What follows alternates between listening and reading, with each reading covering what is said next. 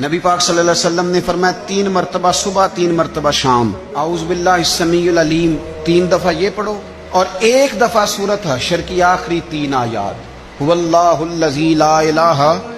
الا هو عالم الغیب والشہادۃ هو الرحمن الرحیم۔ اعوذ باللہ من الشیطان الرجیم ہے نا، اس کو پڑھنا ہے اعوذ باللہ السمیع العلیم من الشیطان الرجیم۔ فرمایا 3 دفعہ اس کو پڑھو اور 1 دفعہ سورہ حشر کی 3 آیتیں، 1 دفعہ صبح اور 1 دفعہ شام۔ صبح کیا ہے، شام کیا ہے؟ تو اعلیٰ حضرت بریلوی فرماتے ہیں صبح سے مراد ہے آدھی رات ڈھلنے سے لے کر سورج نکلنے تک،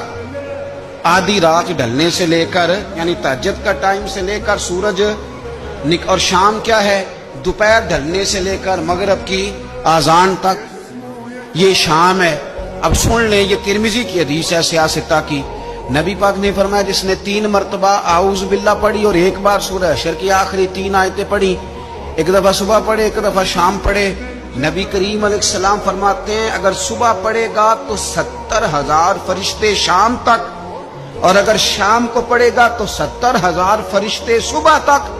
پڑھنے والے بندے کی مغفرت کی دعا مانگتے رہیں گے۔ چلے میں تو اس بات پہ بھی بڑا راضی ہوں کہ پہلی دفعہ